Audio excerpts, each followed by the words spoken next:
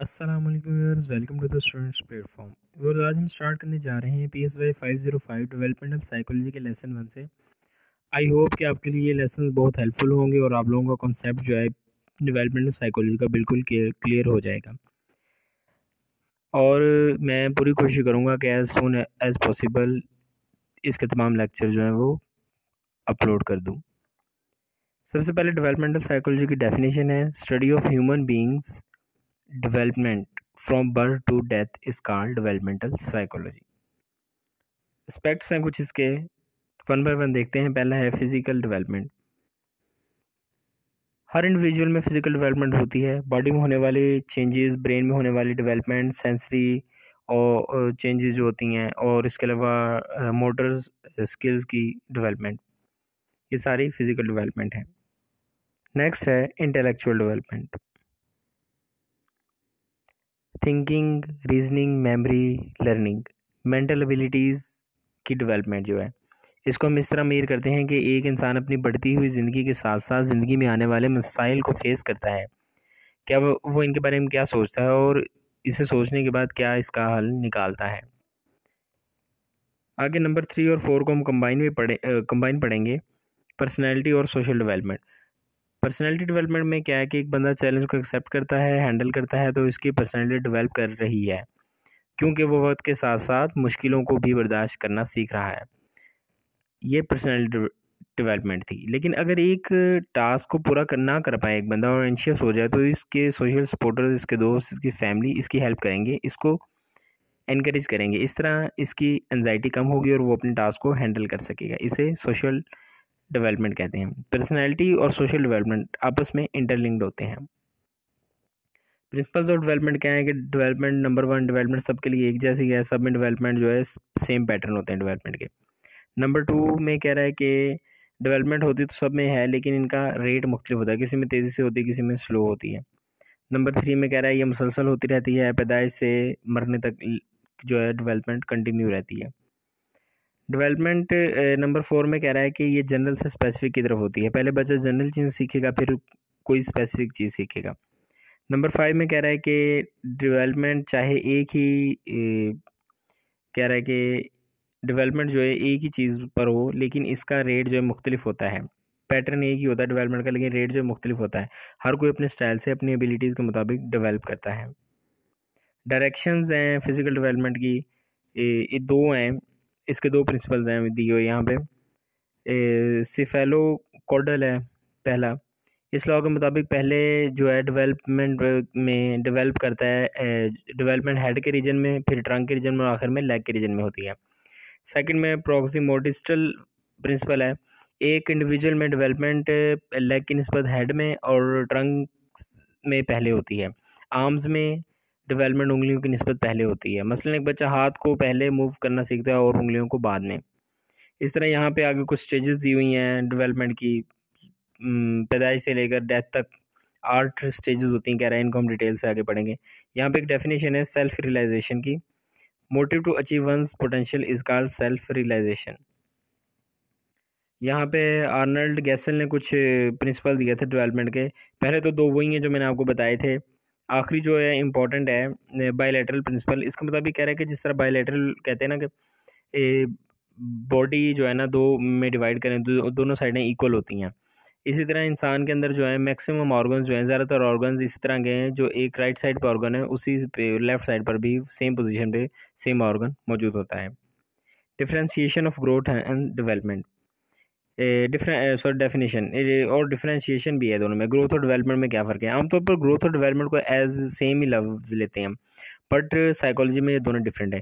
Growth है physical change, fertilized egg to fully groom body, और with age body size increases.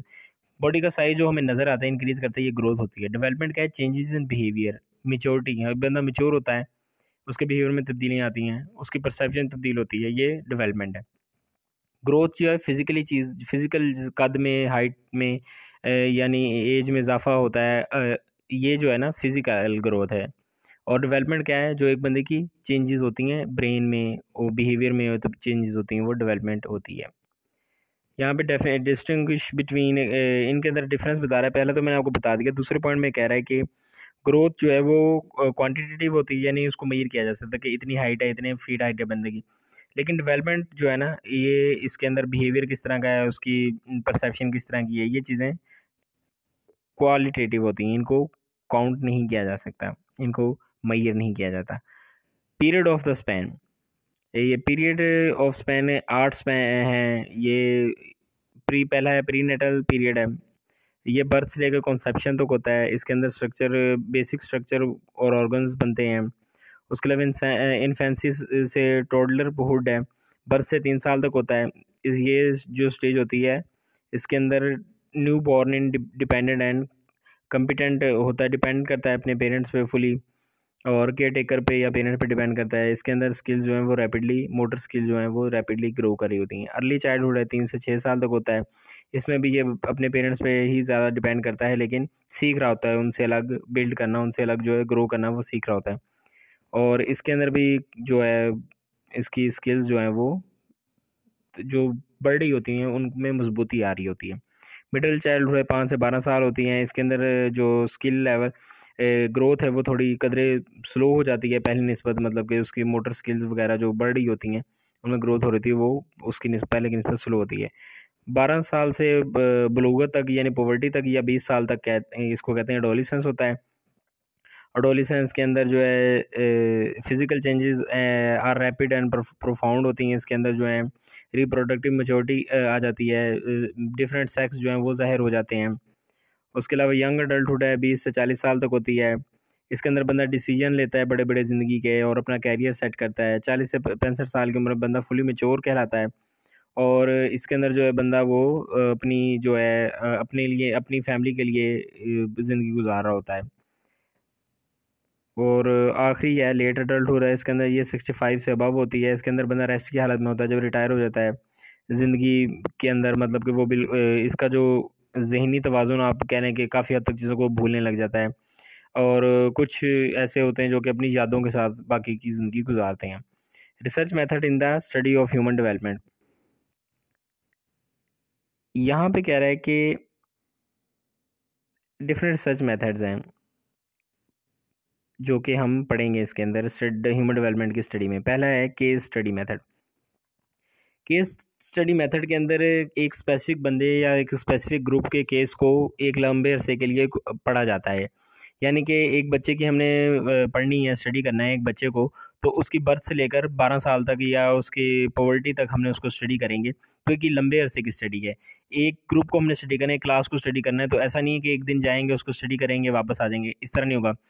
At least 1 साल का दौरानिया होगा या 6 माह का दौरानिया होगा। उस दौरान हम डिफरेंट फेजेस से गुजरेंगे, डिफरेंट टेक्निक इस्तेमाल करते हुए उसको स्टडी करेंगे। इसलिए इसको केस स्टडी मेथड कहा जाता है कि एज अ केस इसको डील किया जाता है, और ये एक लंबे अरसे के लिए होता है, लंबे अरसे तक चलता है। नेचुरलिस्टिक ऑब्जर्वेशन है। नेचुरलिस्टिक ऑब्जर्वेशन के अंदर नेचुरल माहौल के अंदर इंसान को स्टडी किया जाता है। साइंटिस्ट या ऑब्जर्वर जो होता है वो मैनिपुलेट नहीं करता, मैं इसके अंदर इंटरफेयर नहीं करता। बाहर दूर से बैठा बंदे को देख रहा होता है कि वो किस तरह बिहेव कर रहा है, या कैमराज लगे होते हैं, बाद में उसकी मूवमेंट्स को उसको देखा जाता है कि वो क्या कर रहा है, उससे फिर नतीजा खस किया जाता है। लेबोरेटरी से ऑब्जर्वेशन सिंपल है, जैसे नाम से ज़ाहिर, लैब के अंदर इंडिविजुअल को लाया जाता है, अपनी मर्ज़ी के इंटरेस्ट के जो हैं उसके अंदर वेरिएबल्स वहाँ पे शामिल किए जाते हैं। उन वेरिएबल्स के मुताबिक फिर उसके बिहेवियर को देखा जाता है। अगर देखना है कि गुस्से में उसका गुस्सा, उसका गर्मी के अंदर गुस्सा बढ़ता है या नहीं बढ़ता है, या फिर नॉइज़ के अंदर उसका बिहेवियर कैसा होता है, तो उस हिसाब से नॉइज़ इतनी ज़्यादा प्रोड्यूस कर दी जाती है, या टेम्परेचर ज़्यादा कर दिया जाता है या कम कर दिया जाता है, और इसके बिहेवियर के में डिफरेंस जो उससे पैदा होता है उसको स्टडी किया जाता है। इंटरव्यू के अंदर ये बहुत सिंपल है कि आप बजाय बंदे को ऑब्जर्व करने पे, उसके पे एक्सपेरिमेंट करने के बजाय, बंदे को जो उसके साथ बीत रही होती है, जो चीज़ों का एक्सपीरियंस कर रहा होता है, उसका डायरेक्ट क्वेश्चन पूछ लें, क्वेश्चनिंग कर लें, तो वो उनका आपको जो जो आप पूछेंगे वो उनका जवाब देगा। इसको इंटरव्यू कहते हैं। कोरिलेशनल स्टडी, कोरिलेशन स्टडी के अंदर हम एक ही बंदे की, एक ही सब्जेक्ट की, एक ग्रुप की दो डिफरेंट वेरिएबल्स को, दो डिफरेंट प्रॉपर्टीज़ को हम कोरिलेट करते हैं, इनको कंपैरिजन करते हैं इनका।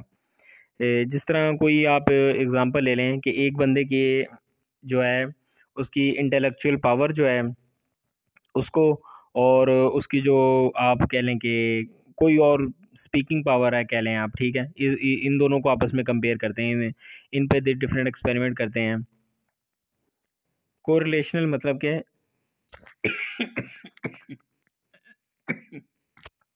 सॉरी।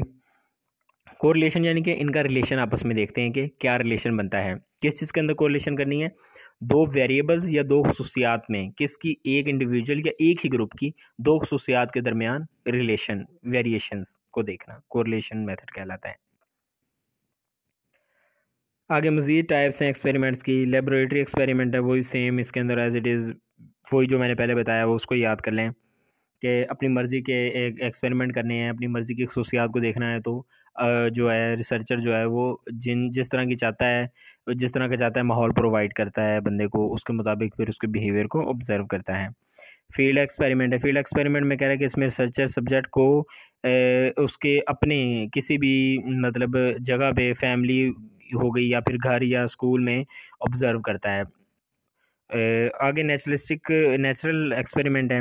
इसमें इंडिविजुअल को कंपेयर किया जाता है। हम ऐसे इंडिविजुअल को स्टडी करते हैं जो कि पहले तो इकट्ठे थे लेकिन फिर किसी एक्सीडेंट की वजह से या किसी वजह से अलहदा हो गए। जैसे हम जो ट्विन्स हैं वो पैदाइश के वक्त अलग हो जाते हैं और अलग अलग माहौल में बढ़ते हैं, तो इनके दोनों की स्टडी की जाएगी और इनकी डेवलपमेंट को कंपेयर किया जाएगा। डाटा कलेक्शन के मेथड्स हैं। पहला है क्रॉस सेक्शनल स्टडी।